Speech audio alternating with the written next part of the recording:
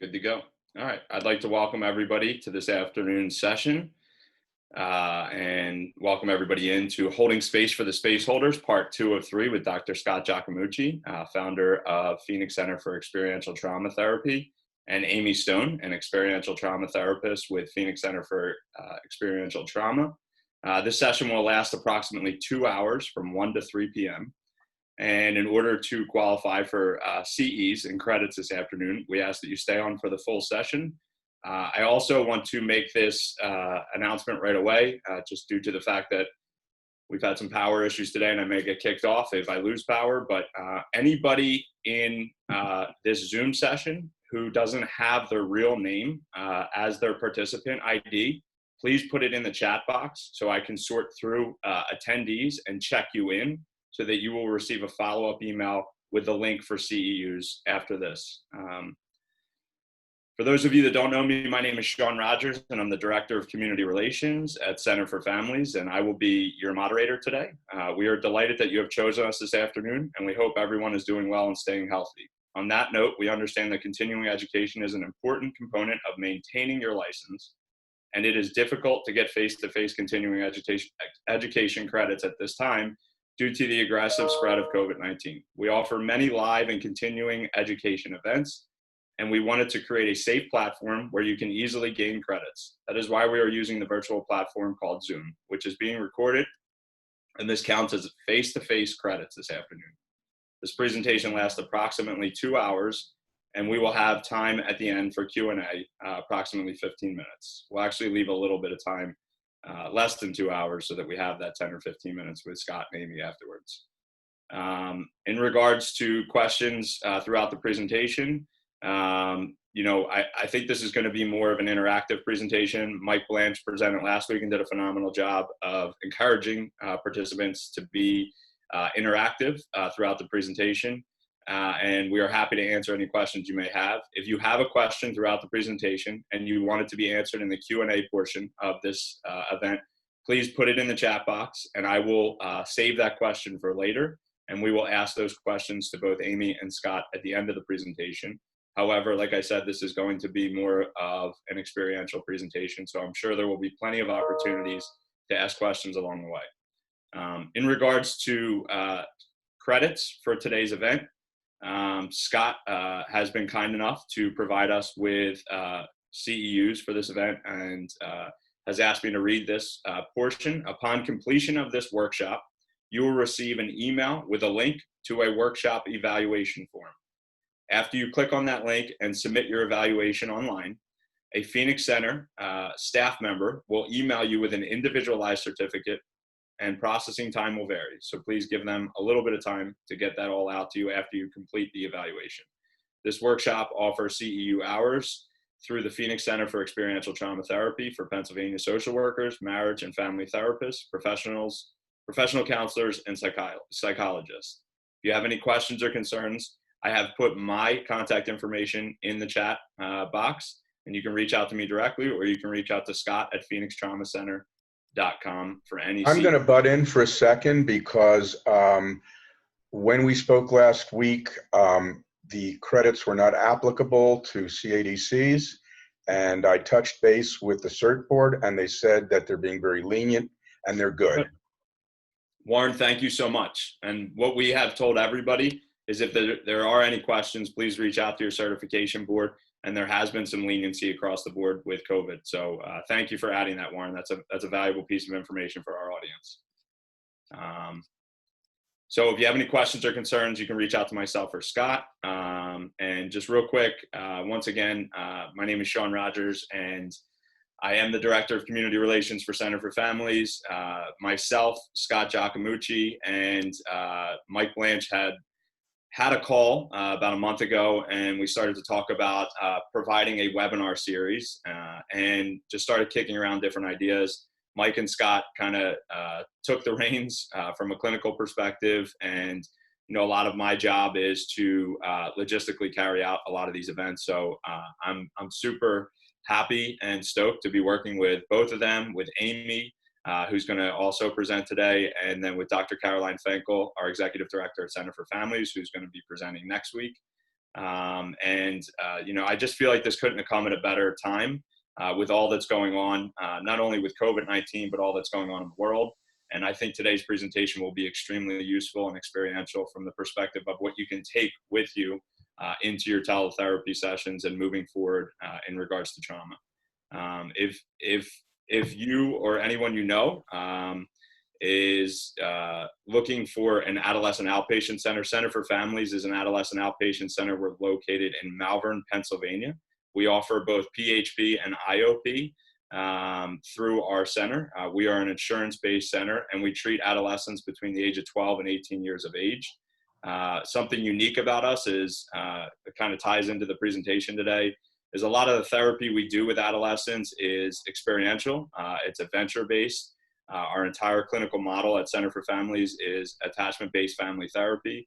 And we really believe that we don't just treat adolescents, but we treat families as a whole.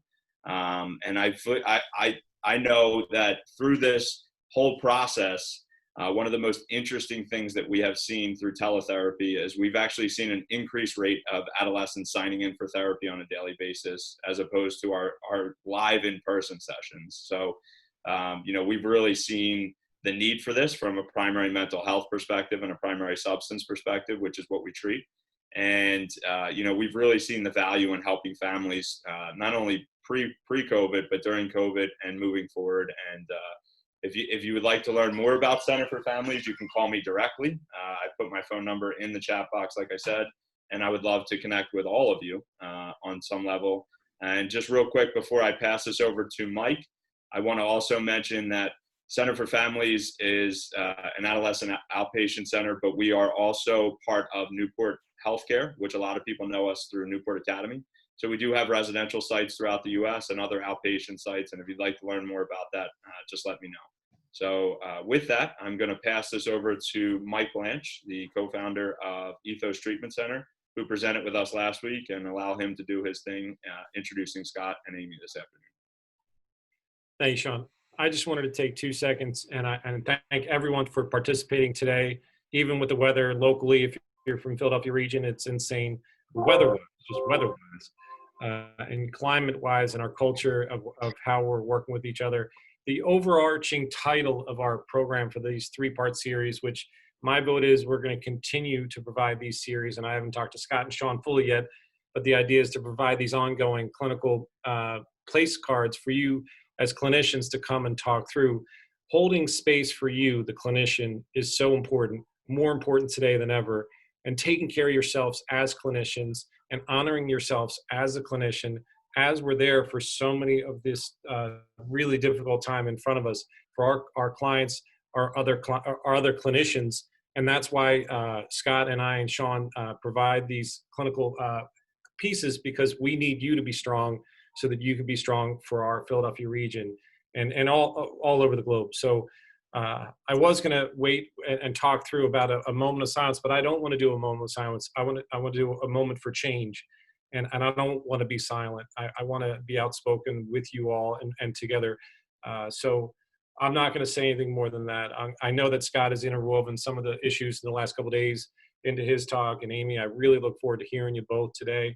I've known Scott and Amy throughout their careers. It's been an amazing need in our area, specifically the Philadelphia region, for trauma sensitivity work and the work and the resiliency that they're able to help individuals turn around is such a huge need. So I'm really excited to listen today and just sit back and take it all in. So without further ado, Scott and Amy, please take it from me. So thank you guys, really appreciate it. Thank you, Mike. Thank you, Sean. Again, welcome everybody. And like I said last week, I'm really impressed with everyone that took the time out of their schedules, weathered the storms. I find the older I get, the more puns I start making. All of the storms, the weather outside, the unrest going on in Philadelphia and around the world, and the pandemic that we're all experiencing. We're going to be talking a bit about collective trauma, not just vicarious trauma, but collective trauma throughout our workshop today as well. Amy and I we created this workshop. foundation of it about a month ago, and then we're revisiting it last week and finalized it. And then there was this whole other layer of racism and collective trauma that's happening in the world.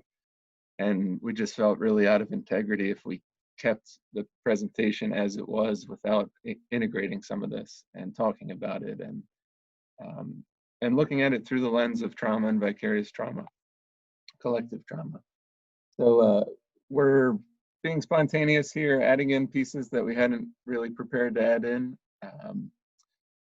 But as social workers, Amy and I are both social workers, one of our core values is social justice. And I really think I would feel out of integrity not bringing this into the workshop today. So let me see if I can share this screen here. Can everybody see the PowerPoint? So our original topic is growing from vicarious trauma and learning experiential therapy. So we kind of have two subtopics here. One is about vicarious post-traumatic growth, which we'll talk about in a little bit. And the second subtopic is about learning experiential teletherapy.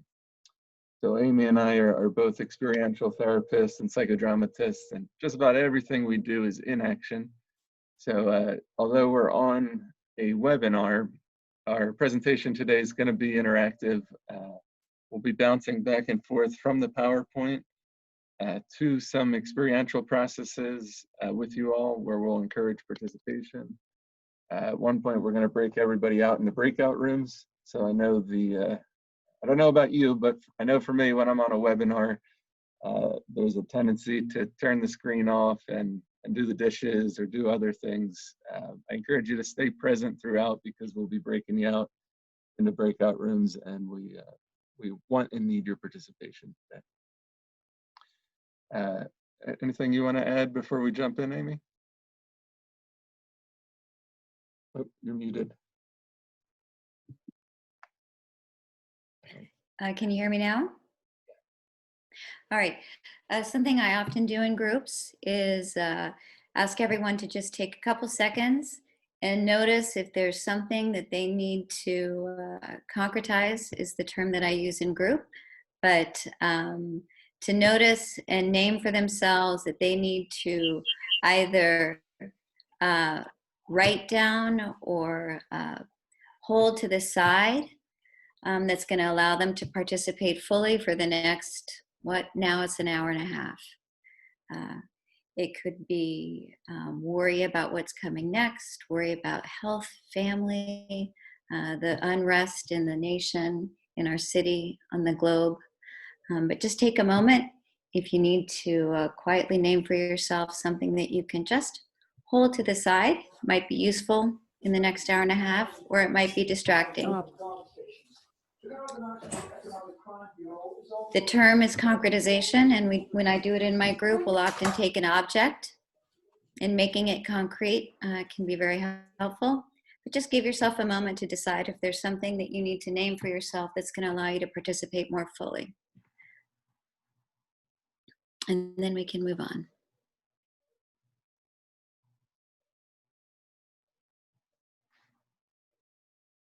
All right, let's go. Thanks, Amy. So spectrograms are a technique, a tool that we use in group and in teletherapy in group. And I use it with individual clients that comes from psychodrama. And it is a way to assess without words what's going on. So we're going to use this as a group. I can't see myself, which is odd, but it's fine. I'm going to trust that you can see me.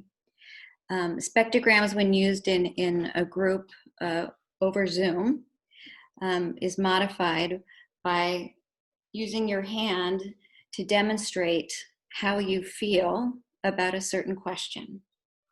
So for teletherapy, you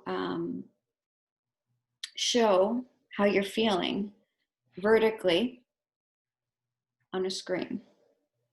So what we're going to talk about today, and we're going to ask you to participate in these spectrograms. The first question we're going to ask you to consider is how attentive you've been to the news related to the protest against the collective trauma of racism lately. And I think that we'll have Scott return us to the group screen so that we can you return us to gallery view, Scott? Yeah. So I'd invite you all to, if you know how to do it, click to gallery view. That's in the top right hand of your Zoom screen if you're using a computer. So you can have a wider view of everybody, like the Brady Bunch view, for those of you who are Zoom familiar or aren't, and answer the question with the Zoom vote. So here's a way to gather data, and I do this in my groups all the time, and experience some kind of connection and group assessment. Spectrograms are a group assessment tool. So rather than asking everybody individually, I'm now getting a quick assessment of the group that there's been a high level of attention given to the news and to the collective trauma of racism. And if I'd been attentive, I could have screened through and looked at the 162 other responses. What I'm just seeing is what's in front of me. All right. Scott, do you want to add something? Yeah. I was just noticing how, some people's hands were way up above the screen. And noticing how important this topic is for many people and how relevant it is for our workshop today. Very. So it's relevant for the workshop today, and I'm also now, it feels difficult, but I'm also mindful of, for those of you who are doing teletherapy via Zoom, this is a really effective tool in group therapy. It's a really great way to gather information. It feels odd to be wearing both hats, but this is a great tool, the spectrograms. Okay, so could we go back to the, or maybe I wish I could remember, Scott, but I can't remember what the second question was. Do you? Yeah, here you go. All right. How comfortable do you feel? I just have to take a deep breath and honor that tough question. So thank you all for participating in that. And that's often another important experiential tool is noticing breath and honoring when we're in a difficult space. So, okay. How comfortable do you feel with online sessions?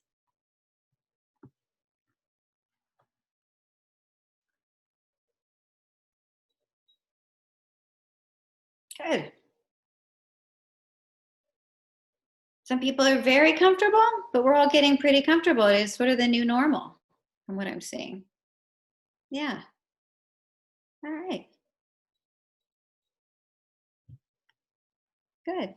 And we could invite some sharing or not, but that's another opportunity. Do spectrograms and you can invite sharing from the highest or the top to the lowest of the scale.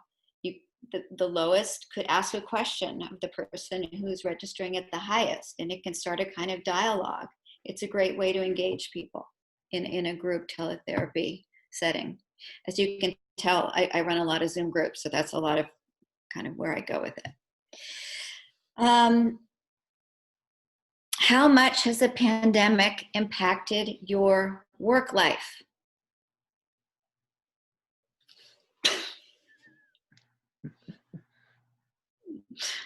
Yeah.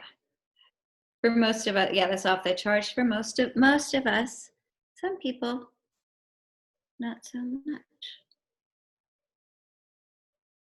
Yeah. Okay.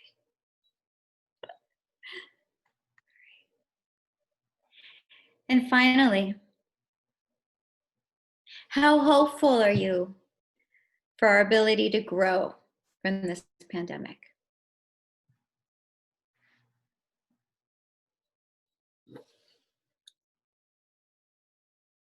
Yeah, I was supposed to say, like, it's supposed to, like, see me live, but it's not doing it. Lots of hope. Lots of hope in this. Lots group. of hope. Yeah.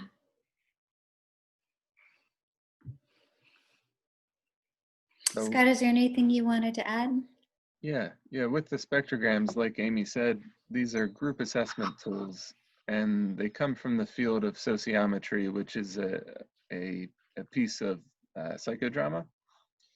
And the founder of psychodrama, Jacob Moreno, who we'll talk about in a little bit as well, he really believed that we couldn't do adequate group work unless we first started with assessment. So just like we start with assessment and individual work with clients, when we're doing groups, we got to start with assessment as well. How could we intervene in the sociodynamics of a group if we haven't first assessed what's going on within the group? So he created this entire field of sociometry, which has, a handful of different experiential assessment tools, similar to the spectrogram, that allow us to assess a group as a whole in action, efficiently, quickly, and allows group members to see where they fit in within the group based on any given criteria. Usually when we do spectrograms, we do it in person and we use the length of the room to represent the spectrum. And we would have, maybe this wall would represent a 0 out of 10, and that wall would represent a 10 out of 10. And we'd ask people to physically stand on the spectrum based on where they fit in terms of their self-assessment on any given criteria. So it creates a visual spectrum of the group based on the topic. And you can really use it with any topic and in any group setting. Used it in staff meetings and supervisions, in the classroom, training groups. I've seen it done with a few hundred people all at one time at conferences. It's a really versatile tool. People find connection and mutual aid very quickly. So coming back to the PowerPoint here, I'm kind of multitasking here as the host and sharing the PowerPoint and presenting, so bear with me if I have some brief pauses while I figure things out. So in the presentation, the way we've structured it is we're going to start with the collective and then move down into the individual and looking at self. So we'll kind of be following this trajectory from the larger situation down to our own internal situation. So when we think about trauma, trauma is characterized by a sense of helplessness and disconnection, an experience that overwhelms one's ability to cope with the experience itself. And of course, the pandemic is nothing short of a world trauma. It's certainly disconnecting because of the social distancing and the risks of transmitting the virus. Certainly creates a sense of helplessness for a lot of people and has overwhelmed many of our abilities to cope with what's going on. Post-traumatic stress is defined by 4 different symptom clusters, and we're going to be looking at these symptom clusters not just within individuals, but within groups and within society as a whole as it relates to the pandemic, and even as it relates to racism and historical trauma. So the 4 symptom clusters of PTSD are here. The first one is intrusions and re-experiencing. This is what we normally think of when we think of PTSD, the flashbacks and nightmares, intrusive images or thoughts. Second one is hyperarousal, which is that sense of having to look over your shoulder and feeling on edge and alert, hypervigilant, a loss of safety that really characterizes hyperarousal. The third symptom cluster is avoidance, and I usually put dissociation into this category. This would be avoiding discussions related to the topic, avoiding places or triggers related to an experience, just completely detaching from emotions or thoughts. And the fourth symptom cluster is about negative beliefs and emotional states. So this would be characterized by distorted beliefs about self, others, or the world related to trauma, or persistent mood states, being stuck in anger or rage, being stuck in sadness or depression. And together, these create the diagnostic criteria for PTSD. So these are just some of our initial ideas about how they're presenting within society as a whole. One thing that I notice is that not just with the pandemic, but with the scenes of police brutality and racism, through social media, we're constantly being re-exposed to these images and videos of trauma. I mean, I'm not saying it's that we should silence them or avoid looking at them. They need to be available to hold people accountable and for folks to make up their own mind about the facts and what happened. We need to document with recording instances like this. And I wonder if there's a better way of going about posting them on social media. You know, the re-seeing the images of violence in itself can be traumatizing and can lead to PTSD symptoms. And it can be triggering of past experiences of trauma that people on our social media networks have experienced. One thing that I've noticed through some of the international groups that I'm a part of is that when the pandemic really was getting started and throughout the pandemic, everyone around the world seemed to be having similar dreams, almost like the collective unconscious was expressing itself through our dreams as we all experienced this collective trauma. The second cluster of PTSD being hyperarousal, and I think because the virus is invisible and there's so much uncertainty related to the pandemic, that it really enhances one's sense of hyperarousal. We can't see the virus. We don't know if you can get it again after having it, if you're immune or not. We don't know if it's really safe to go outside or to be in person, or there's even some data coming out about how the virus is transmitted through water molecules through the eyes even. We need to wear goggles when we're working with clients going forward. If there's going to be a vaccine, I mean, there's just so many questions, so much uncertainty that can really fuel hyperarousal, hypervigilance. And in some ways, when I think about the PTSD symptoms, I think of them almost as creative defense mechanisms or adaptations to trauma, in that in many cases, they help us avoid future trauma. I mean, having some sense of hypervigilance might be adaptive in that it would help us avoid contamination or contracting the virus. So I don't mean to solely pathologize PTSD symptoms either. The third symptom cluster is avoidance. And I think probably all of us can identify with this to some degree. There's all sorts of different ways that we use avoidance behaviors or dissociate in order to cope with the stress of what's going on. For some people, that's drugs or alcohol. For others, that's video games or Netflix. I don't know about you, but I've found myself watching more Netflix than I ever have in my entire life. There's a tendency to want to avoid, to check out. And there's a fine line I'm finding between avoidance behavior and self-care. It's almost like all of our self-care behaviors, when used in excess, are no longer healthy. So we got to find this golden mean, or this healthy balance.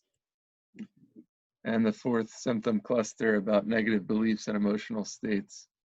I mean, looking at the state of the world right now, there's lots of emotional instability related to all sorts of different collective traumas. and rightly so in many cases, and an increased number of distorted beliefs about the reality of what's going on, which is also a symptom of PTSD.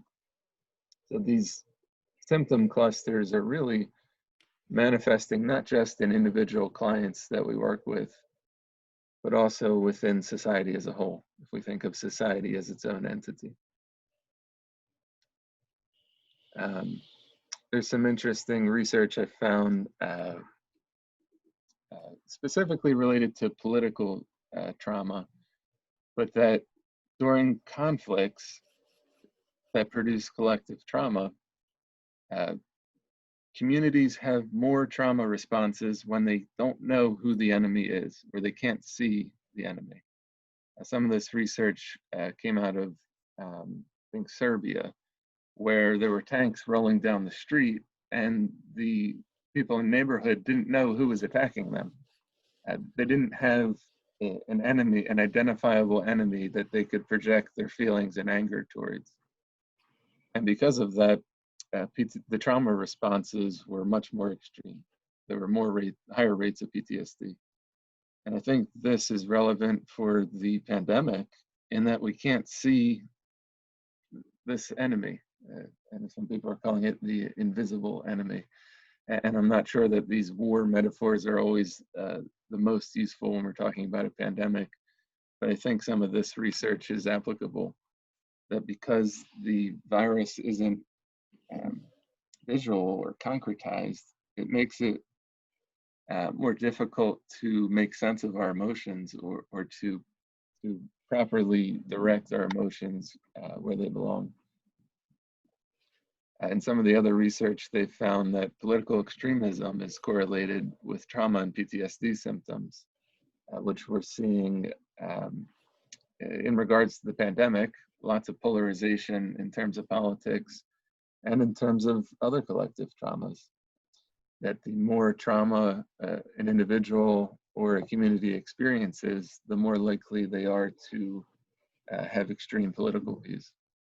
And this research, some of it was done in Israel and Palestine. And what they had found was that it didn't matter which side of the politics someone was on, or if they were looking at the left or right. So it was far right and far left Israeli and far right and far left Palestinian. Both were presenting with much higher rates of PTSD symptoms and histories of trauma.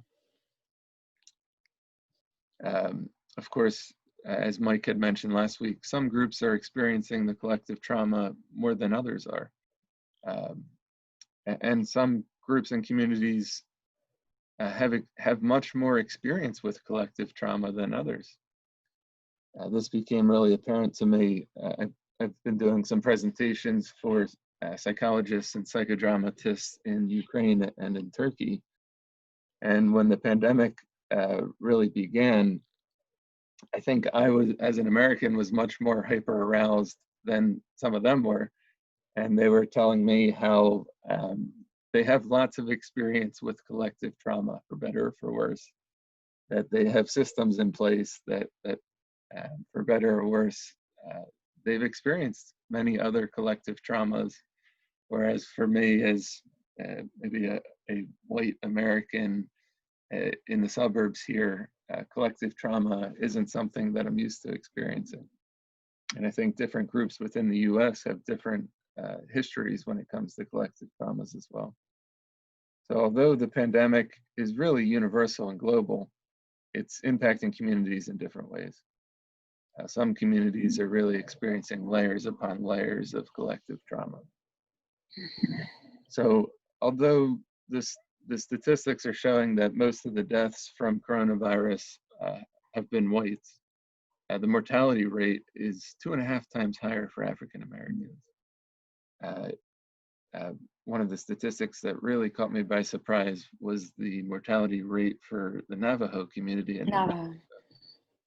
8 times as high as the mortality rates for whites in New Mexico. Really alarming. My wife is really active in activism with the undocumented communities. So I've been kind of hearing a lot about what's going on with undocumented immigrants right now. And a lot of the experience is invisible because the reporting numbers are really unreliable. A lot of undocumented folks avoid any interaction with authorities because of the risks, real risks that it involves for them related to their status. And although the government might be providing some social services or support or financial support, a lot of undocumented communities either don't qualify for these services or are afraid to apply for them because they don't want any kind of paper trail related to their name or their address or their family. So it really seems that the rates of infection for coronavirus are higher in communities where there's poverty, where there's a lack of space, just logistically speaking. Like when I think about some of the experience in larger cities where space really is a luxury compared to more rural or suburban areas where there's a lot more space, just space alone plays a big role in spreading the disease or the virus. Of course, lack of healthcare access really contributes to increased rates, and prolonged stress. When we think back to the findings of the ACE study, it's pretty clear that prolonged and acute stress really increase one's risk factors related to disease and illness. So I think communities that have experienced prolonged stress, whether it's related to poverty, related to violence in the community, racism or police brutality, discrimination, this prolonged stress, I suspect, also plays a role in some of the increased infection rates. So the way I've been thinking about it is that we need to have a biopsychosocial spiritual approach to the pandemic. As I just demonstrated, there's a large societal component to this, and it's forcing countries to consider working together.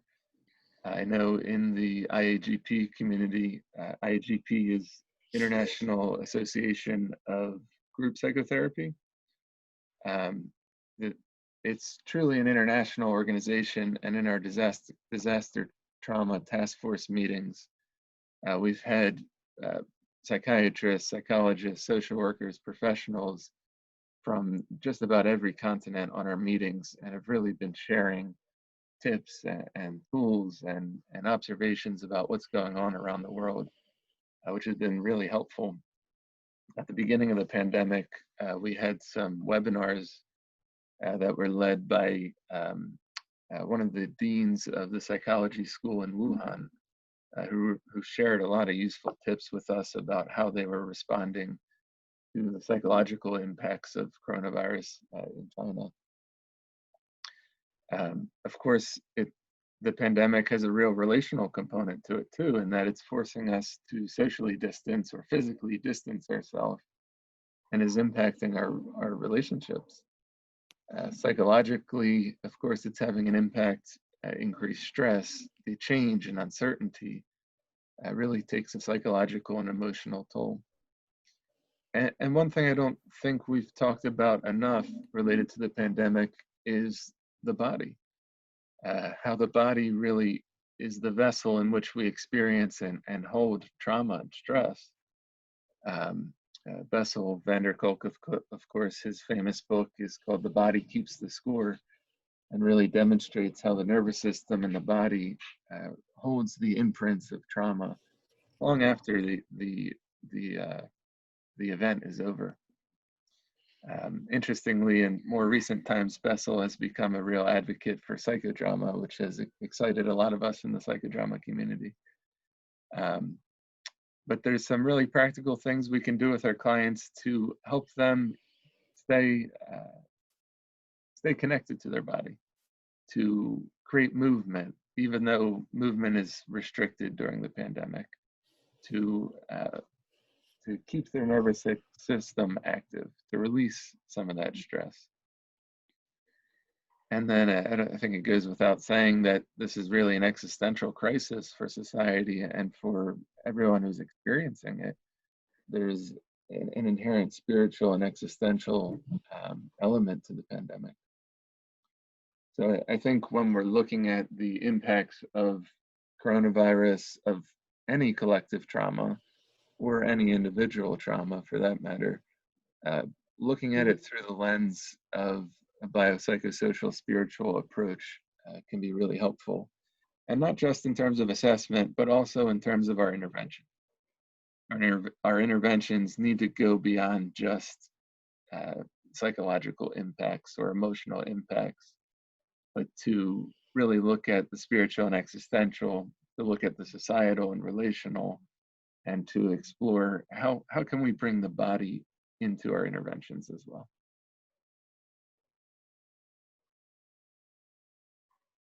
So in terms of social distancing, of course, it's been a really necessary step to curb the spread of COVID-19. And it's also created some other issues. For example, as I mentioned last week, the social distancing and the stay-at-home orders have really caused a spike in domestic violence at home. For many of us, home is a safe place, and for other people, home really is not a safe place. So when we're working with clients, I really urge everybody to ask, to be curious, to assess for your clients if being at home and stuck at home is safe for them or not. There's, of course, an increased number of projections and misdirected anger within society right now. And I think some of that, at least related to the pandemic, comes back to just how abstract and invisible it is. One thing I've been doing with my clients is, and in training groups, is using psychodrama techniques to concretize coronavirus so that we can dialogue directly with it, so that participants have a chance to express their anger directly to coronavirus, so that we're not just taking it out on whoever's closest to us or whoever has a different political opinion than our own. And then the social distancing is causing a spike in PTSD symptoms, both new PTSD symptoms and triggering pre-existing PTSD. I think especially related to clients that have previous experiences of neglect, of abandonment, of attachment trauma. The distancing can really trigger some of that. Did you want to add something, Amy? And people with a sexual abuse history who've been powerless or victimized, and anyone who's had who's been contained, held against their will, it's obviously very, very destabilizing. Yeah, thanks, Amy. For anyone who's familiar with Porges' polyvagal theory, he suggests that social engagement is our first line of self-soothing when we feel threatened. And the social distancing makes social engagement much more difficult and restricted. So it's impacting our ability to self-regulate as social mammals, as social beings. With the increased isolation, it's made me think a lot about the rat park studies with Bruce Alexander and addiction, how they found that when rats were isolated by themselves in their own individual cage, they were significantly more likely to choose a drug, regardless of the type of drug. But that when they were put within this larger cage that included a community of rats, their use of the drug when it was available significantly declined. It's almost like these stay-at-home orders have forced us to stay within our own little rat cages in some regards.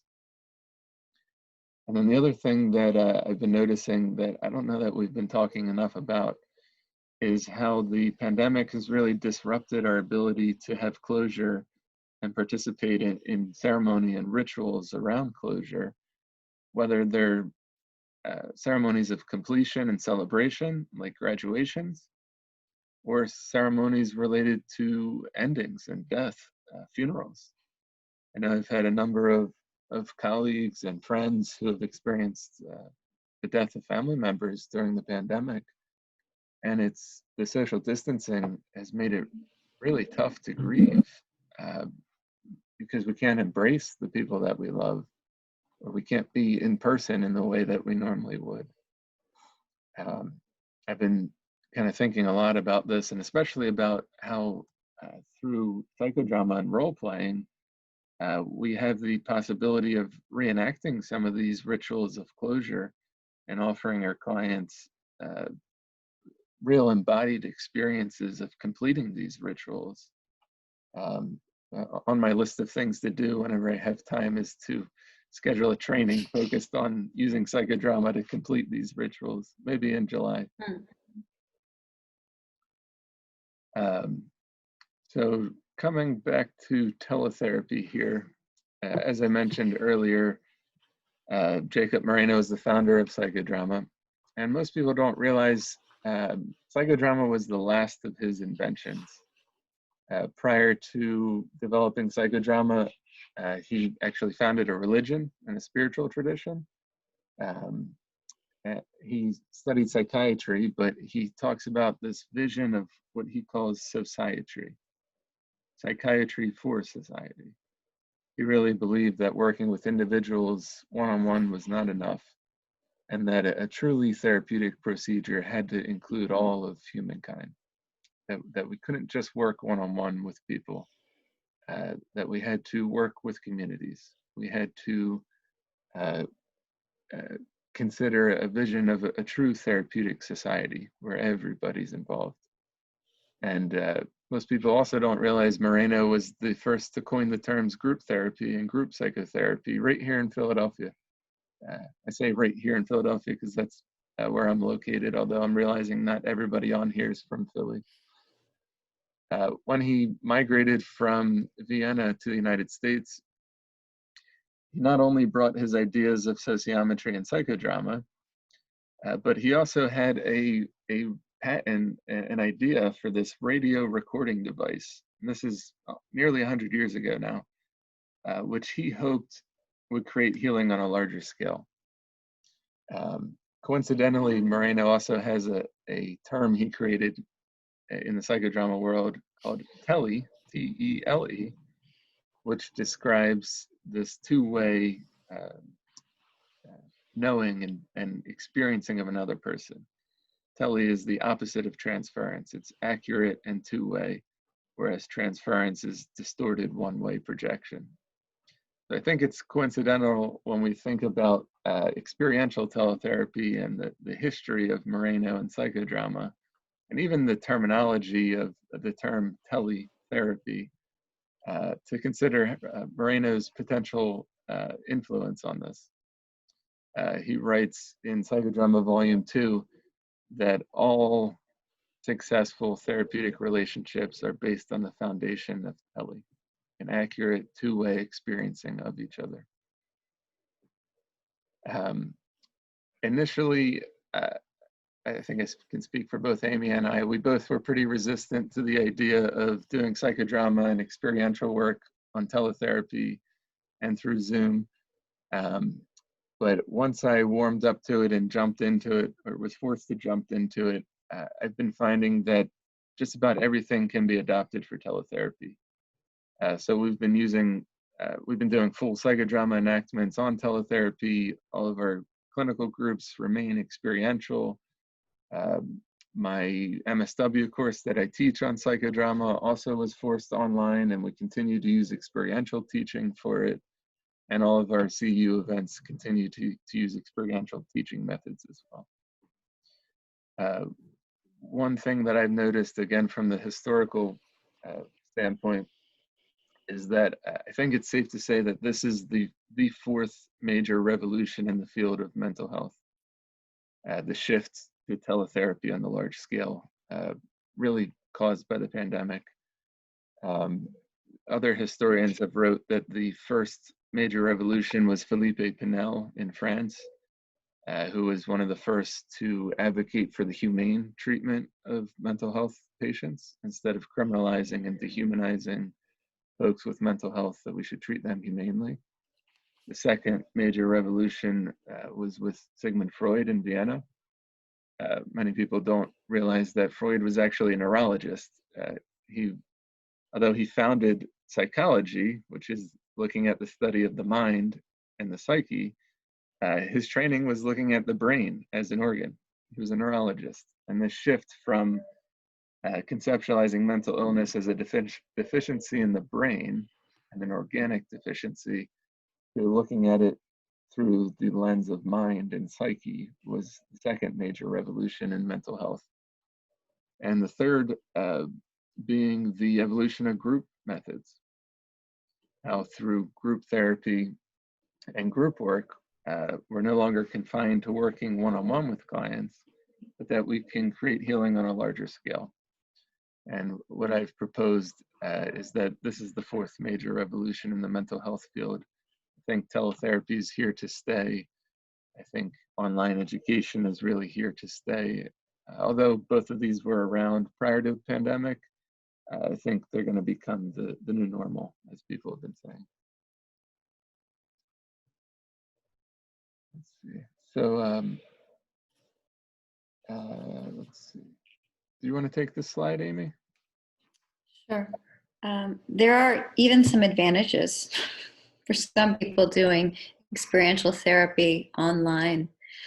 It is efficient. You can treat people from a broader community, and it can be more inclusive, meaning it's time efficient. There are less barriers. People that can't drive can participate as long as they are assessed effectively, and are appropriate for whatever kind of group that you're doing. I've noticed, and Scott noticed, that mirroring position can be really powerful. So there's a longing still to be together, but in the Zoom screen, when you see everyone together, you can prompt, hey, notice yourself, pull out, notice that you're here. You can kind of have a snapshot image of you with the entire group. Notice yourself within the group. And it's a really effective tool for the individual to have a vision of themselves surrounded by their group, and to have the experience throughout group of being able to see themselves and actually talk to themselves. It's a kind of doubling. So if a client is trying to integrate a new message, a new positive voice, they've had like an action insight. Oh my God, I've always been talking to myself in such a critical way. I'm good enough.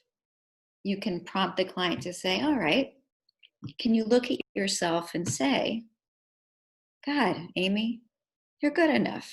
And it's a really different experience having the screen and the image.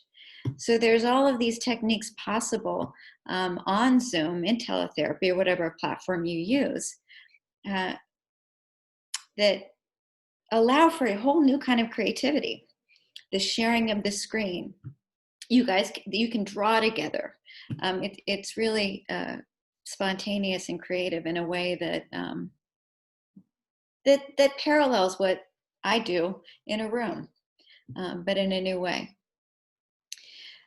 So shared images, chat features, concretization of important roles with transitional objects in the client's home. So we'll do things like, I've seen other groups, even Karen Carnabucci, who's on this call, find an object in your room that represents one of your ancestors.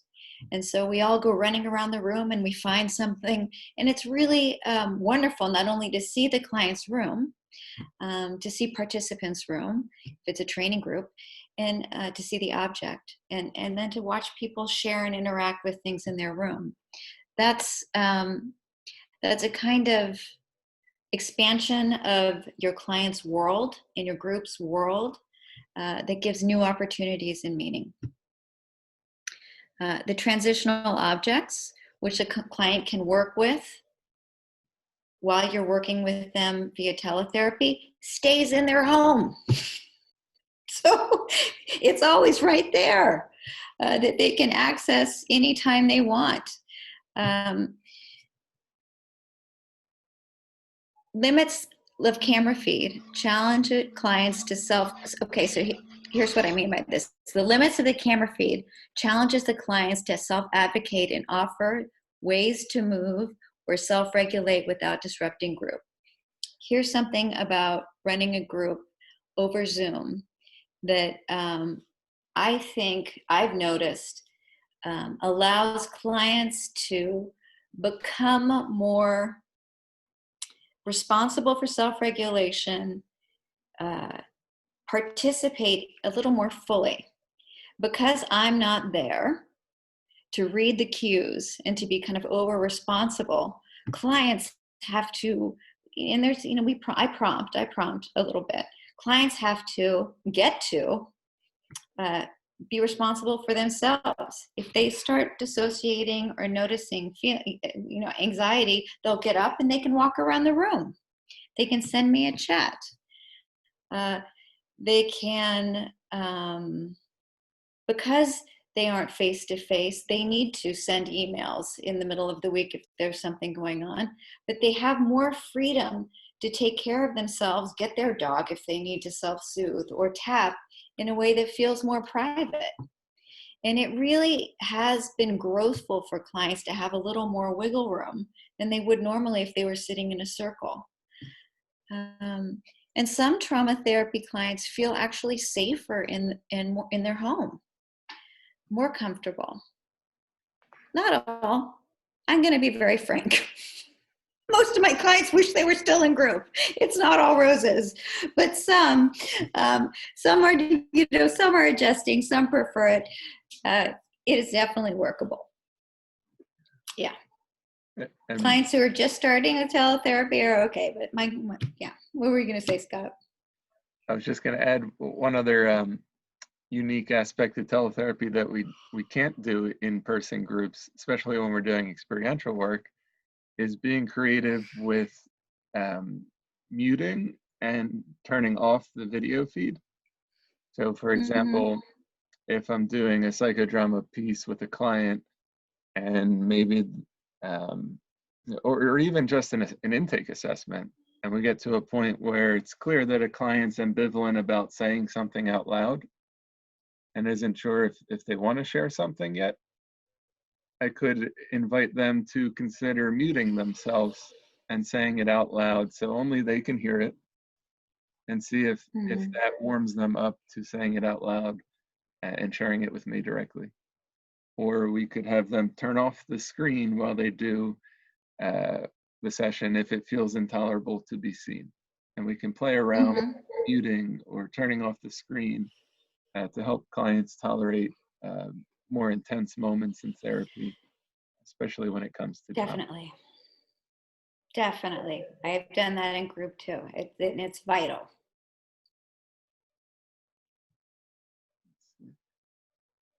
So I was really interested to read last month. There was a meta-analysis that came out, and for those of you that aren't so familiar with research, a meta-analysis is pretty much the highest tier when it comes to quality of research evidence. It's an analysis of all of the quantitative research studies on one specific subject. So this was a meta-analysis on the impacts of social distancing and quarantine. I believe this was an international study, so it wasn't just US based. And collectively, what they saw across all the different studies was that the social distancing was actually creating PTSD symptoms, as well as confusion and anger. That these were really common for folks who were stuck at home.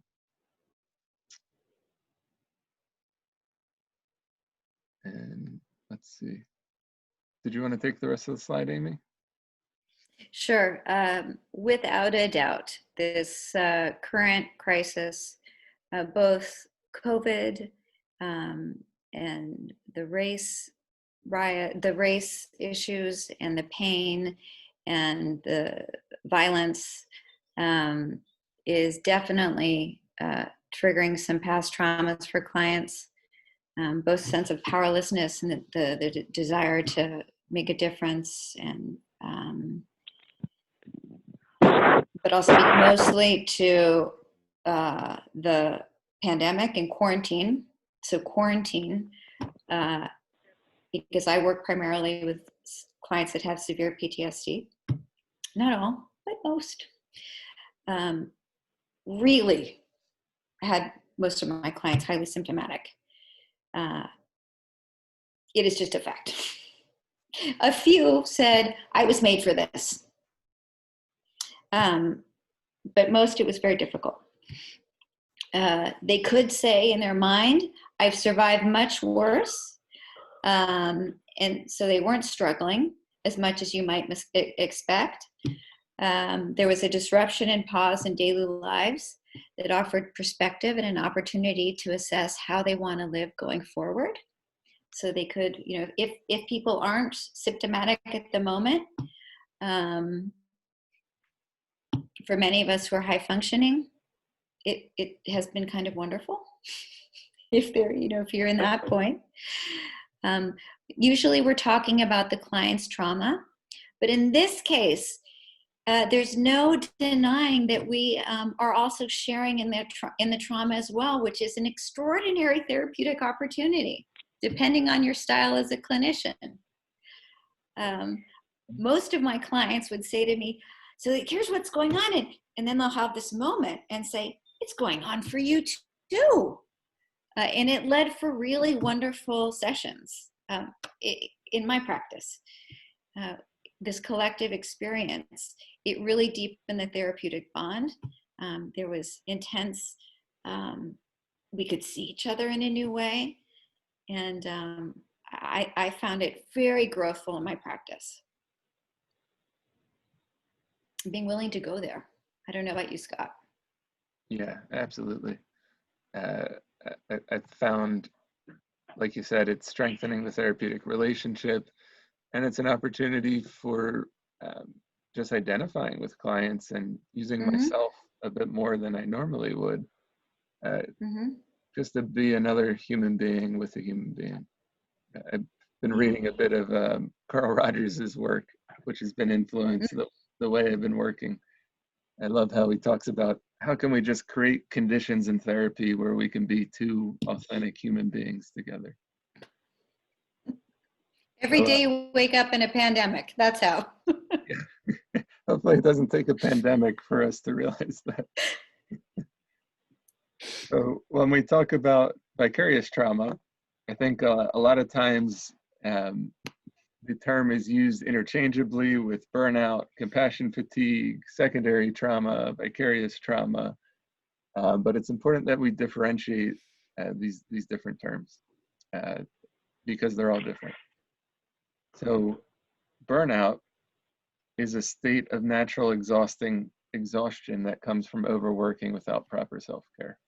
Our hope with this self-care speaker series is that we might contribute to preventing burnout within our community of therapists here. Burnout manifests as forgetfulness, irritability, anxiety, overwhelm, depression, helplessness. The burnout is more of kind of a longer-term process that happens over time.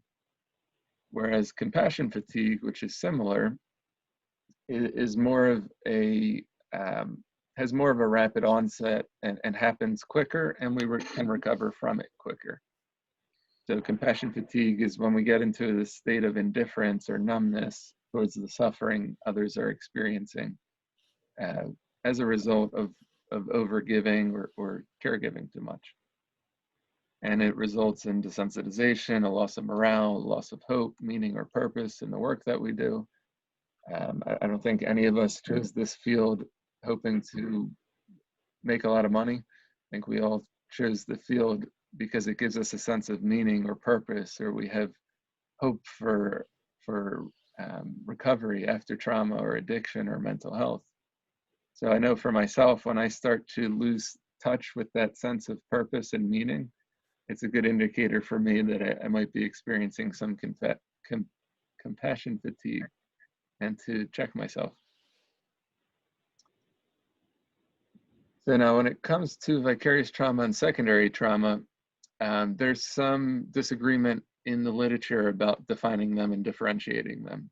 Both in the, I like to differentiate to the pop psychology literature and the academic literature, but in both literature bases, there's some disagreement about how they're defined, and they're often used interchangeably anyway. So the gist is that both are trauma responses related to somebody else's trauma. Now, some people are defining secondary trauma as what happens immediately upon hearing the trauma of others, and as being more related to the PTSD symptom clusters of hyperarousal, avoidance, and intrusions. Whereas they're defining vicarious trauma as being more focused to the PTSD symptom cluster of negative beliefs and mood states. So that's one way that they're differentiated in the literature. Some people also write about vicarious trauma as happening over a period of time, similar to burnout, as being an experience over a period of time. Whereas compassion fatigue and secondary trauma are more immediate, have more rapid onset and recovery. And then one thing that I've found interesting is with the updated DSM PTSD criteria in DSM-5, which came out in 2013, the first criterion for PTSD related to the actual experience of trauma changed. And the new criteria includes repeatedly hearing of disturbing events of somebody else's trauma can qualify somebody for a PTSD diagnosis, which means that in our roles as therapists or helpers, we could qualify for a PTSD diagnosis based on vicarious trauma. So in psychodrama, we have this intervention called doubling, which Amy mentioned earlier. And doubling is basically when we attempt to give voice to something that's unspoken for the protagonist or the client. And we do it just with one simple statement. And if it's true, the protagonist would repeat it. And if it wasn't true for them, they would change it to speak their truth. So when we do doubling, it doesn't matter so much if it's right or wrong, because it's an opportunity for the client to speak their truth and to get an opportunity to more fully articulate what's going on for them internally, and possibly to feel seen and heard and understood by the rest of the group or the therapist. So we found these fun images about burnout and vicarious trauma, and we thought we would do a little doubling practice with everybody. So we're going to identify the image on the left as the therapist and the image on the right as the client. And our scene here is a teletherapy session where both parties are pretty sick of teletherapy. I think many of us are familiar with this drama that's happening. And we just want to... So an example, someone asked for an example of doubling. And it would simply be, I cannot take one more minute on Zoom. It's just a spontaneous expression of what this image brings out in you if you were the person with the head on the screen. Doubling is just bringing your own material into the situation. In a psychodramatic situation, you would be standing behind someone and offering the lines, and the person would be speaking it. In this case, you're just imagining so yeah, I hope that helps. Yeah, thank you. So go ahead, Scott. Mm-hmm. So I'm just going to open up the floor here for anyone that would like to double for the therapist on the left. If you could step inside their experience in this image, what do you imagine they might be thinking or feeling or experiencing? And I think it'll just be easier if you put it in the chat box rather than trying to have 150 people talk at the same time. So if you were to offer a doubling statement for that therapist on the left there, feeling burnout or vicariously traumatized. Survival mode. I'm exhausted. This is much easier in person. No more energy. Oh no, how long is this? Burnout. Oy vey, my eyes are killing me. I can't do this anymore. Oh, when will this end? Zzz. I'm not the Energizer Bunny. I'm fed up with looking at the screen. Lots of cursing. I just need 5 minutes. Can't hold my head up.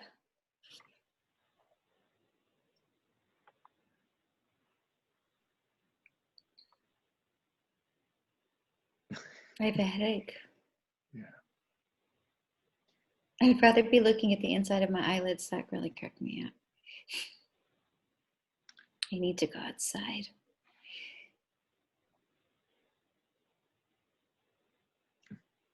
By the way, the special glasses make a difference. I don't think they do. I hate Corona. So just raise your hand if you personally can identify with any of these doubling statements for our character on screen here. Take a look around at everybody's hand raised. Yeah, I think this is a really common experience. I see lots and lots of hands up.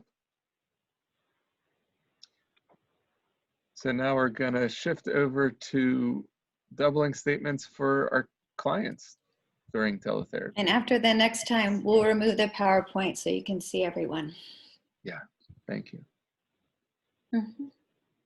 So again, with the chat box, if you were to offer a doubling statement, attempting to articulate the experience of the client on teletherapy in this scene, what do you imagine this client might be thinking or feeling or experiencing?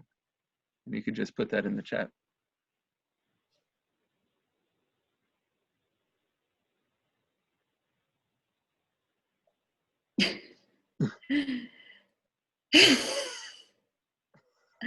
I miss you.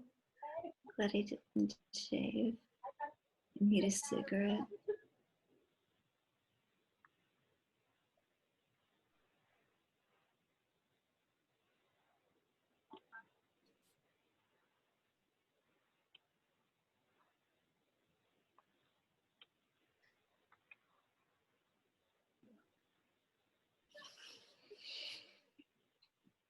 I hate this online EMDR. Yeah, seems like lots of really attuned doubling. So if you can identify with any of those doubling statements, or you imagine your clients might be feeling or thinking the same thing, just raise your hand. And again, take a look around. Lots of hands up.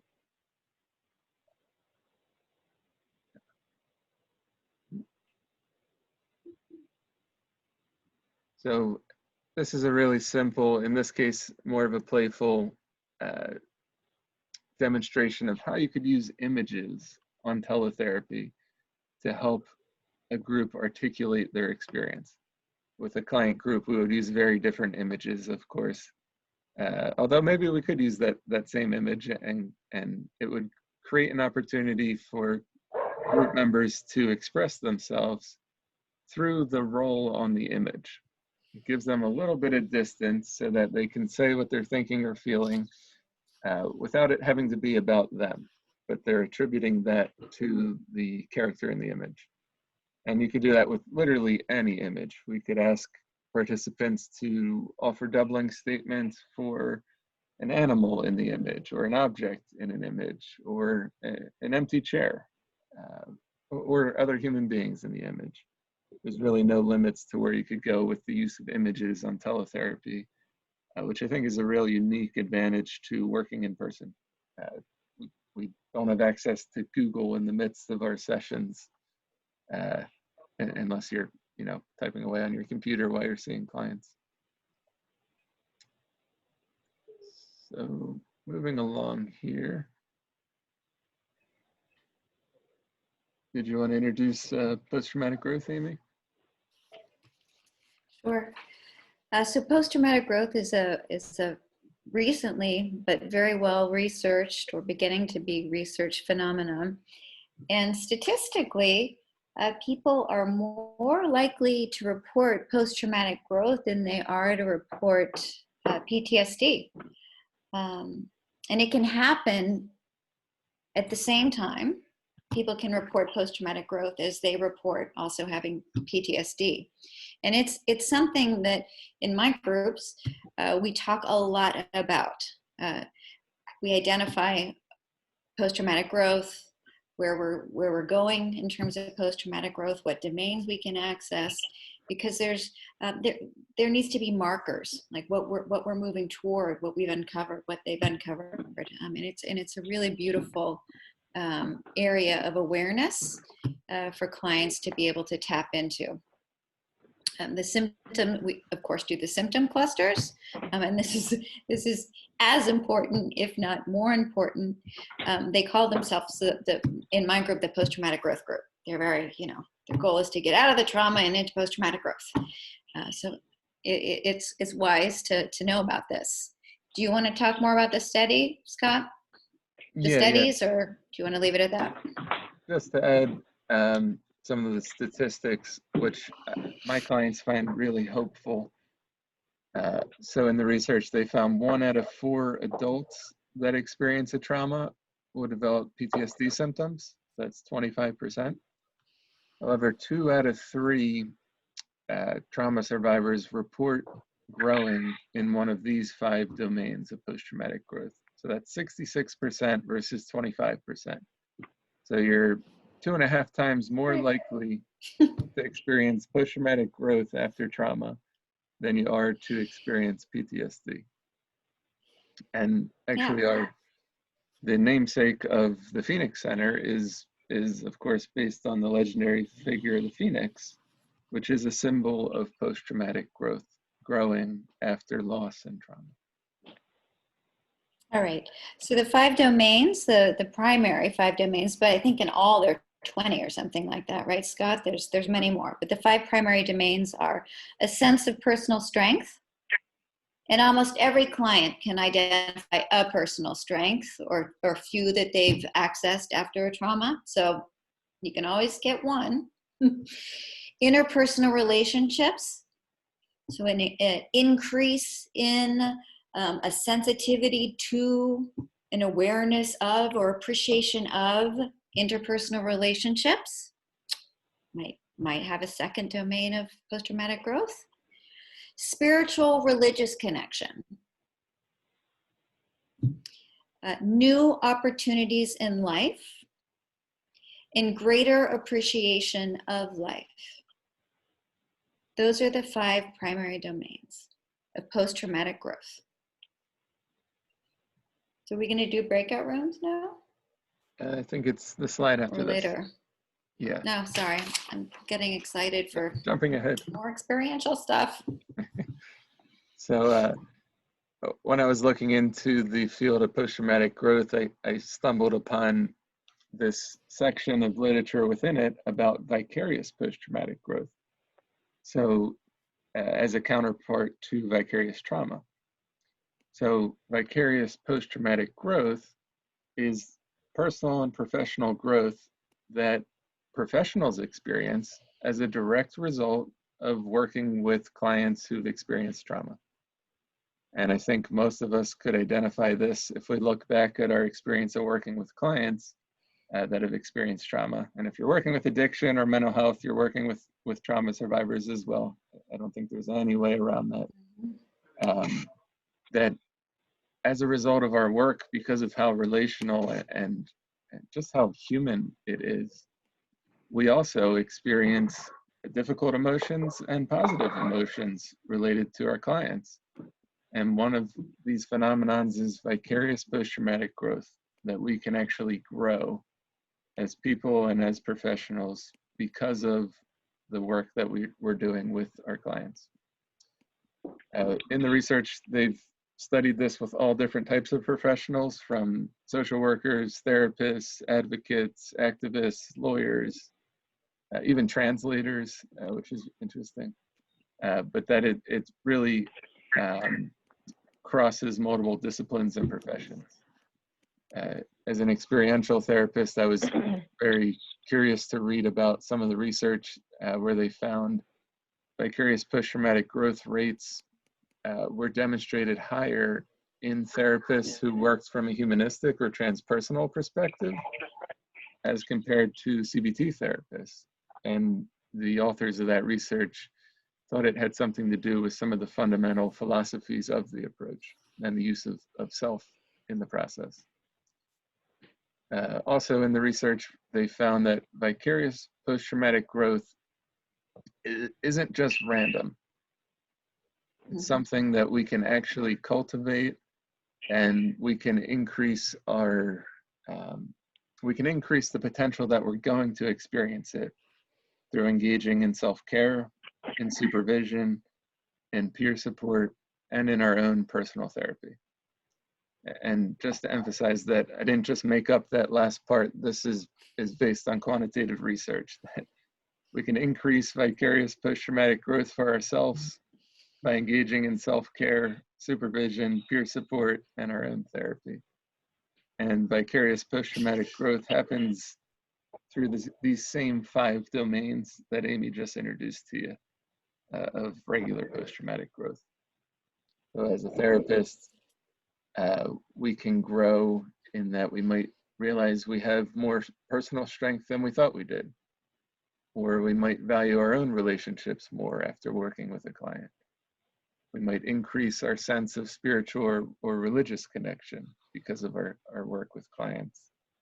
We might feel like we have new opportunities in life or a greater appreciation for life as a direct result of working with our clients who've experienced trauma. So here's the experiential piece, Amy. Oh, yay. Because you're so warmed up for it, do you want to introduce it? Oh, you're muted.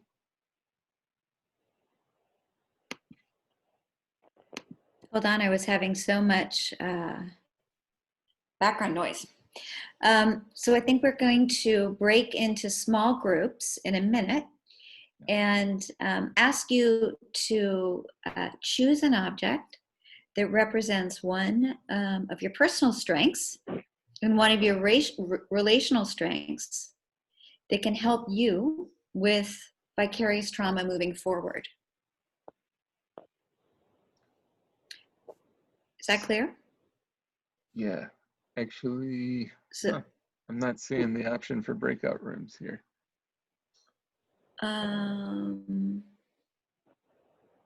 Is Sean still there? I don't have it on my screen either. Yeah, I'm the host now. I Hey, just Sean. took the setting that Newport Academy has provided me with, and we've never done breakout rooms because we've done straight networking events with other marketers Gotcha. and other clinicians. So I don't even know if that's a thing that we can do. I just know that this room was given to me by my organization. Okay, that's okay. We'll be spontaneous. In Yeah, we got it. in psychodrama, we say that spontaneity is the most important factor in therapy and for the professional. And we define spontaneity as having an adequate response to a new situation. So here we are with a spontaneity test. Instead of breakout rooms, I'm thinking we each choose an object to represent a personal strength and a relational strength that can help us grow from vicarious trauma, and to hold it up to the screen so everybody can see. So 2 objects. So run around, or move around, roll around if you are lucky enough to have a chair that rolls. What do they represent? Personal strength and Personal strength that's going to help you grow from vicarious trauma, and an interpersonal strength, something between you and others. That was the prompt. Correct, Scott? Yeah. I took off my glasses, so I can't read anymore. Yeah. So strength that's within you, and a strength that you experience in relationship to others.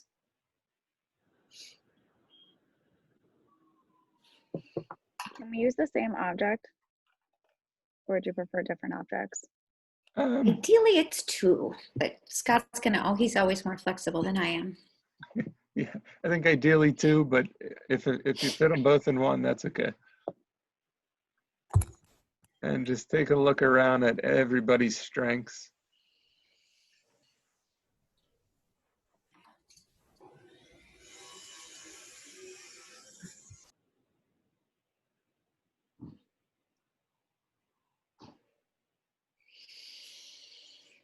And let's just have everyone go ahead and just in a word or two in the chat box, label your strengths. Looks like some people's strengths are living beings. You see a cat in Warren's screen there. Just name your strengths. What do these objects represent for you? Hey.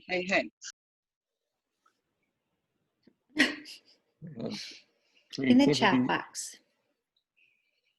Creativity and resilience, hope, family, nature, mindfulness, meditation, self-nourishment, love, determination, recharging, calmness, empathy, pottery, and deep compassion, children, a behaviorally challenged dog. My dog always loves me. Water, physical exercise, the elements, water, air, earth, spirituality, Michelle Obama, gardening. Yeah, so lots and lots of strengths within our community here. I feel bad for Sean if he's planning on sifting through all of the chat box responses for logistical purposes later. In a client group in person, we would have clients concretize these strengths and physically place them in a circle in the room. Usually we use scarves just because they're versatile and easy to carry around. And we would literally create a circle of strengths, a circle of the group's collective strength as a safety structure, as a way of beginning our groups with a strength-based approach and helping clients consciously tap into their strengths. Beyond having clients identify their own strengths, our favorite way of doing it is having clients identify strengths they see in each other. So this process actually comes from the therapeutic spiral model of psychodrama, which is a clinically modified psychodrama model for working with trauma. And it really emphasizes safety, strengths, and containment. Originally, it started with having participants only identify their own strengths. But when the founder of the model, who was Amy and I's trainer previously, when she began teaching in China, she tried to do this with a group of Chinese psychologists, and they said, Kate, this really isn't culturally appropriate. In our culture, identifying your own strengths like this, this isn't how we do things here. So they came up with a different way of doing it, which is much better, having participants use objects to represent the strengths they see in each other, and taking the time to identify those directly to the other group member. Amy, this represents your self-awareness, and I see you demonstrate your self-awareness through X, Y, and Z. And it becomes much more meaningful when we're identifying strengths in each other. In our client groups, both at the Phoenix Center, and I also am director of trauma services at Miramont Treatment Center, where I do a lot of psychodrama work too. Clients find this process of identifying strengths really transformative. It challenges a lot of their negative beliefs about themselves, which is really common for folks in early addiction recovery or trauma recovery. And it's practicing vulnerability with positive criteria. Instead of only being vulnerable with each other when it comes to trauma or pain or depression or anxiety or fear, this is being vulnerable with positive criteria, with strengths. A lot of times we'll use this process as the entire group, and clients walk away feeling restored, feeling strengthened, feeling connected. I find it builds group cohesion quicker and more efficient than any other process that I know of. Can I just repeat very quickly that this can be done with teletherapy. So this can be done with a group. You can ask your group members to have Post-its. Group members can give the other group the strength, and the client can write down the strength that they've heard, or they can keep a running list. Or if a strength that someone has observed in the client comes up in the middle of group, they can run around and find something and concretize it. I mean, if you maintain a level of spontaneity and flexibility and creativity in you as the clinician, these are great moments. Oh, look, so-and-so just identified that you are brave. You know, these kind of things make all the difference. Yeah. And because the client's in their home, the objects stay with them. Normally they'd be using the objects in my office, and maybe once a week they'd come to my office and they'd see the lamp, which represents God for them, and they'd be reminded of that. But now they're choosing objects in their home, and the object maintains the positive projections long after the session's done. So the object Or a scarf might try to go missing, which is really terrible. Yeah. Sorry. Every psychodramatist's worst nightmare. Yep. So yeah, this is another unique benefit to doing strengths work on teletherapy. The client holds on to an externalized version of their strength even long after the session's done. So what we were going to do is break out rooms and have you in a more intimate way connect with each other and share about the strength that you chose and how it can help you grow from vicarious trauma. And then we also talked about having participants identify strengths they see in each other. So we're sorry that we couldn't do that, but know that it's something you can do in your teletherapy groups. The founder of Psychodrama wrote that the smallest and safest group is a dyad, 2 people. Mm-hmm. And clients are much more willing to be vulnerable and share with one other person than in a larger group. So using breakout rooms can really help establish connections within the group and help people warm up to safety, warm up to connection.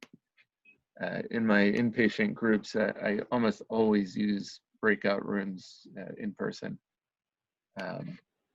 There's so much you can do with it, and it's something you can modify for really any topic and any group. So coming back to our PowerPoint, I think we just have one last slide.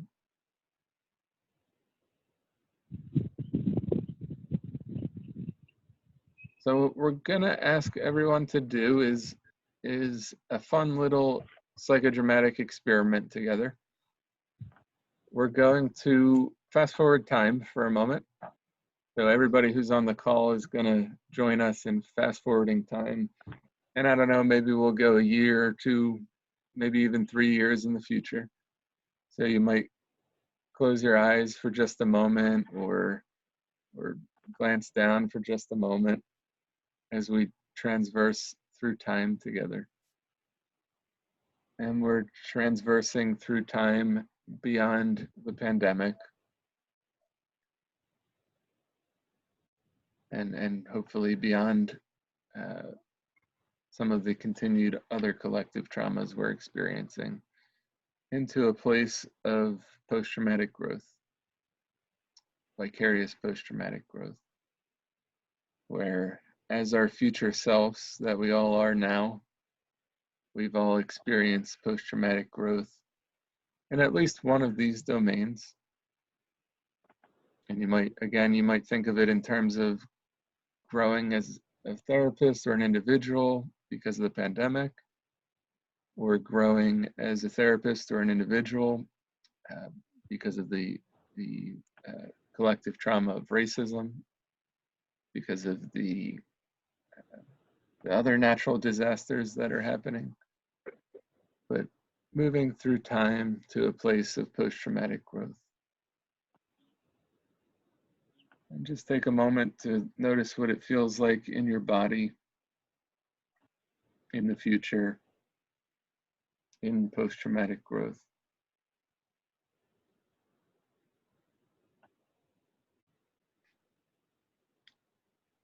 And from this place, I'll invite you, using the chat box again, just to make a statement, preferably an I statement, about your experience of post-traumatic growth right now in the future, in 2023 or 2025, or wherever you went in the future, just to make a declaration of post-traumatic growth from this vision. And we have some statements coming in. I feel peaceful. I feel lighter. I feel hopeful. I feel more confident in myself. Sure do appreciate the hugs, yes. Feel joy, feel gratitude, feel healthy and alive, standing in strength, feel more self-sufficient, confident and healthier. Had the opportunity to do things I never thought possible. Grateful, hope, less stress. I feel accomplished and resilient.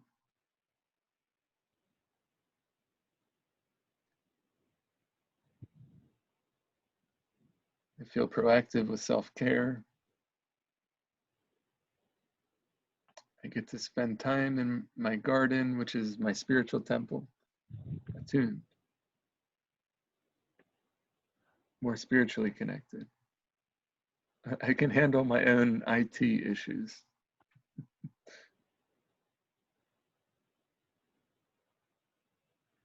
Someone's talking about being retired as post-traumatic growth.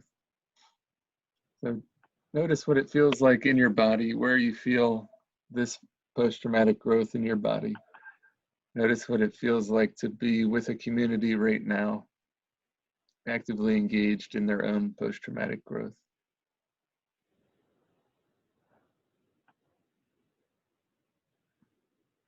Take a look back at the strengths that you concretized a moment ago, the two objects on your desk or sitting with you on your lap.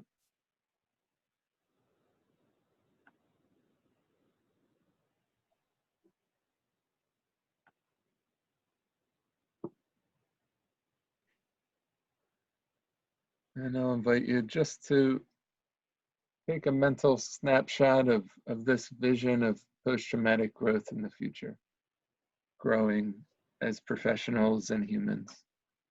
And just to hold this as a vision for moving forward through all the layers of collective trauma that we're experiencing together.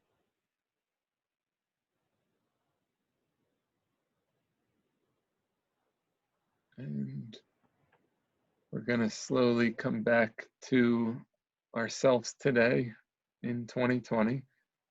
So however you want to de-roll yourself, maybe you wipe off the role of your future self, or maybe you stand up and move around to come back to the role of yourself. Maybe you don't want to de-roll and you want to hold on to that version of yourself.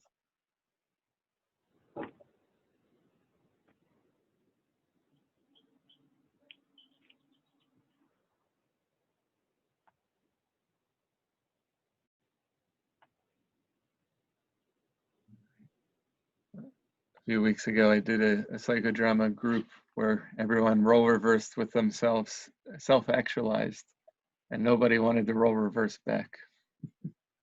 He said, it's a role in psychodrama. We have to role reverse back to ourselves, but nobody wanted to do it. So maybe you hold on to a piece of this role going forward. So we're going to come back to the larger group here. Oh, looks like we may have lost Amy. I wonder if she lost power. Yeah, looks like Amy got booted off. So we just have 10, 13 minutes left here. I know we said we'd make some time for questions. I'll do my best to answer questions as best as I can, or I'll tell you if I don't have an answer for it, and practice being authentic here. Anybody have any questions as it relates to our PowerPoint today? I know some people wanted a copy of the PowerPoint. I'm happy to send that out. Actually, you know what? I have one other slide. Basically just has our contact info.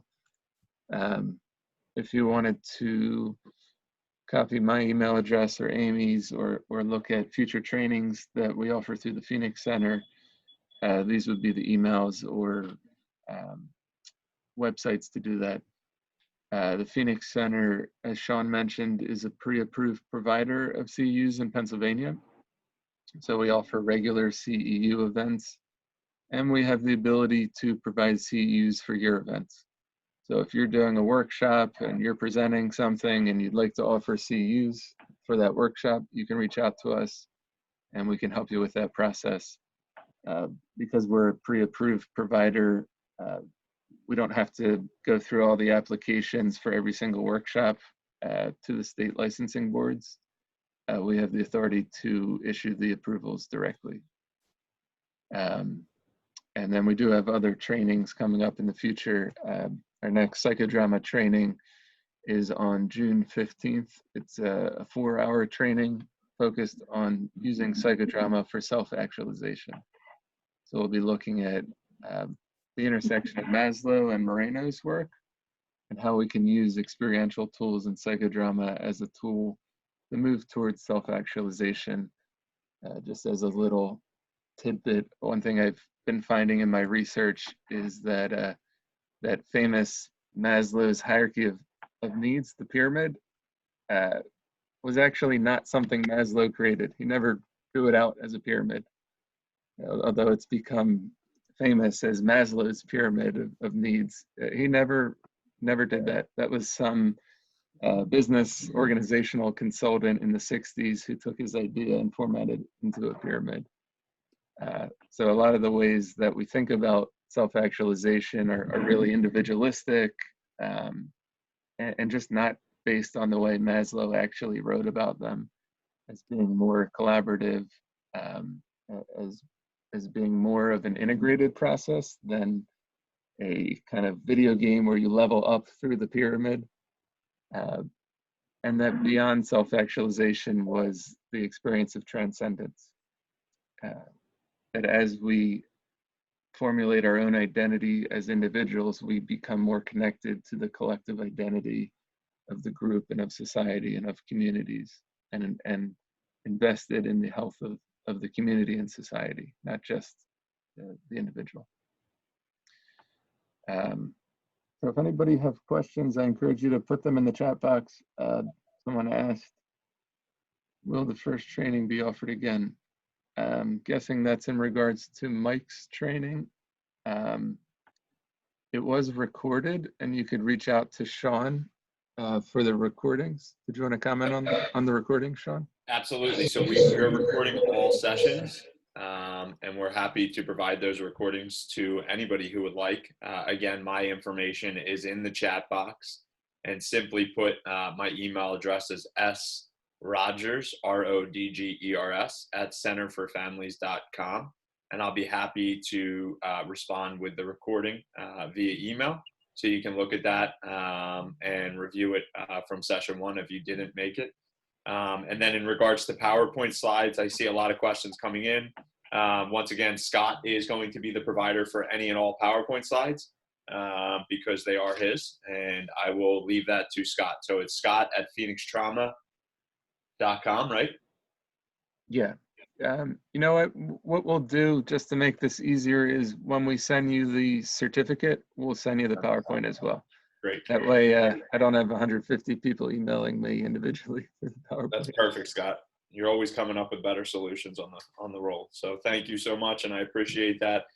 I want to thank Scott and Amy again for their presentation this afternoon. And I know that we have a few minutes left here. We have about 8 minutes.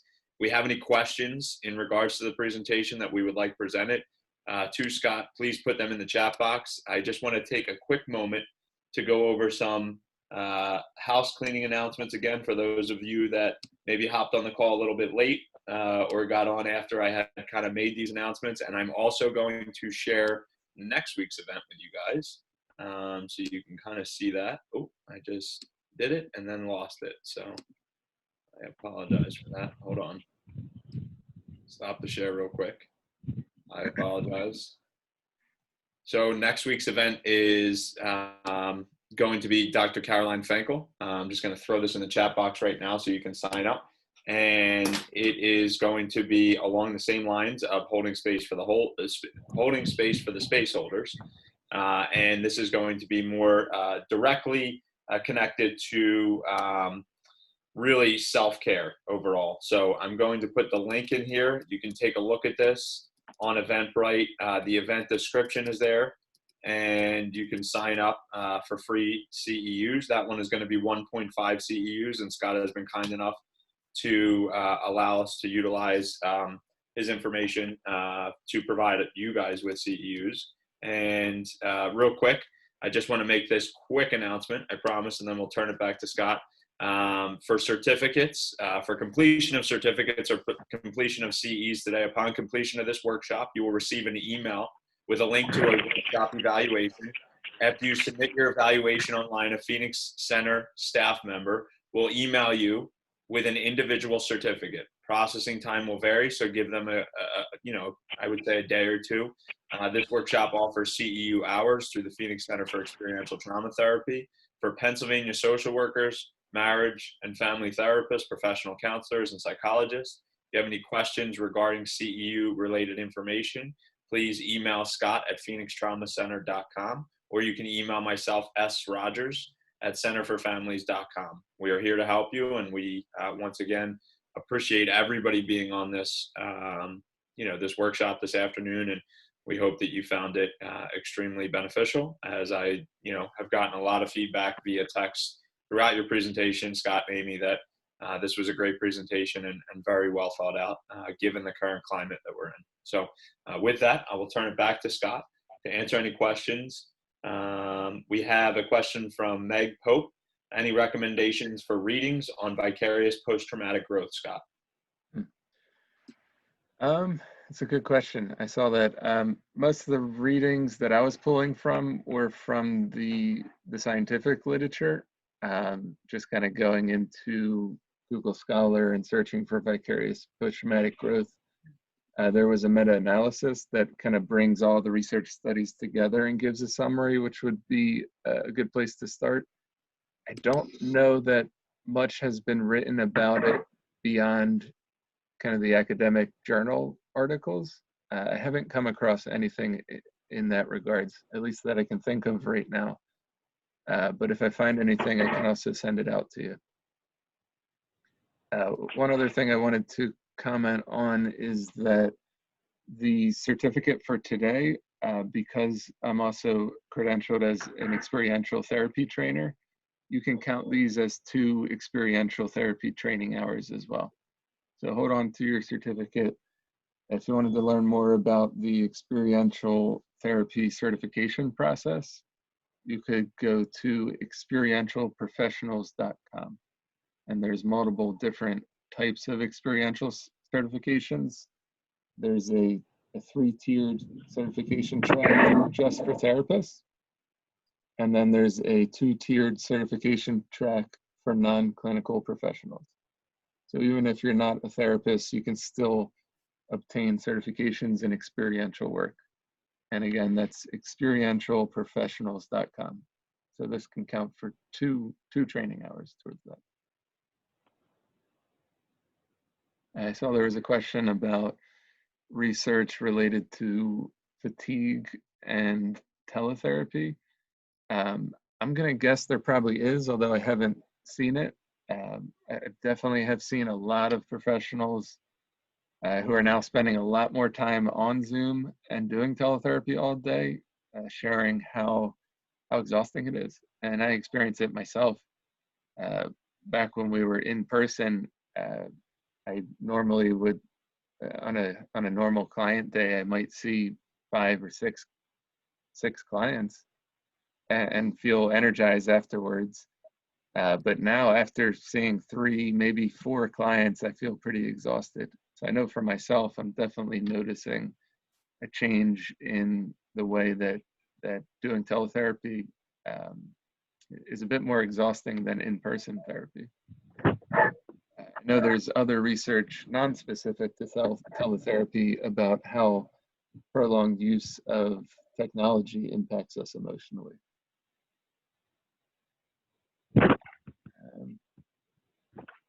Scott, real quick, I just want to address something that came in from Lori Albert Walker. It said, would that one with Caroline be a non-clinical person regarding compassion fatigue? Dr. Caroline Fenkel will be speaking and addressing just self-care for individuals as a whole, whether they're clinical or not clinical, and how we take care of ourselves throughout this pandemic, and you know, providing teletherapy kind of goes hand in hand with the last thing that Scott kind of answered.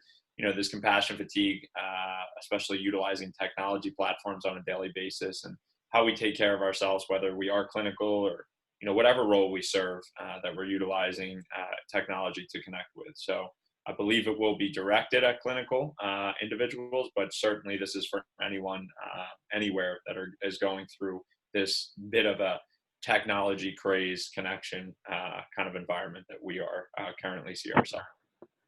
Right, Scott? Yeah, and one thing I've also noticed personally is that my sessions that are solely talk therapy feel more exhausting than the sessions where I'm using experiential methods. That when I'm actively moving and getting the client or the client group or training group to move and get up and interact with their environment rather than just talking to the screen, it feels less exhausting than just kind of sitting and engaging in more traditional talk therapy. So you might find that some of these simple experiential techniques that we demonstrated and talked about today might also help you with your own level of fatigue administering and offering teletherapy. Okay, I think with that, we're going to go ahead and wrap up. Thank you, Scott and Amy, once again. I just want to mention, during these unprecedented times, we truly wish you and your families the best. We hope that you stay safe and healthy. We also hope that you continue to support others that are struggling with mental health and substance use struggles.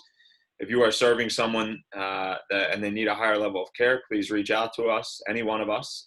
We can assist with that.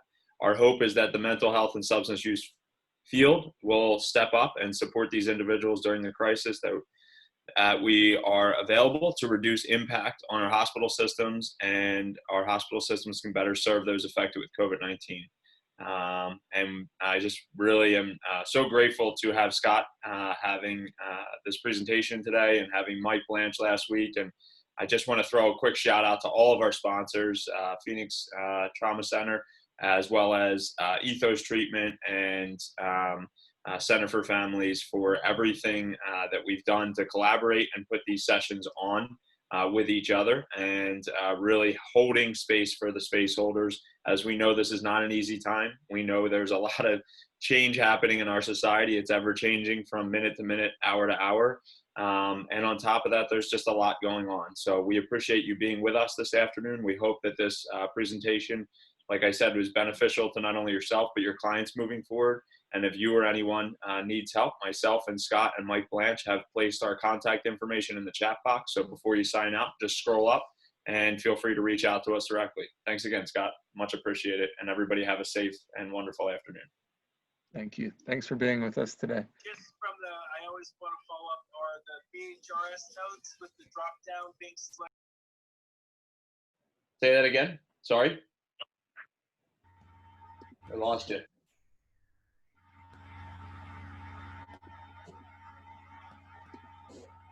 Hey, Amy, did you sign off yet, Amy Hetrick? Yep, she just signed off as I said it. I scared her away, Scott. I just referred a client over to her. I think Amy Stone got kicked off a half hour ago and wasn't able to get back on. Carissa, what organization are you with? Your name sounds familiar, and I feel like we've crossed paths.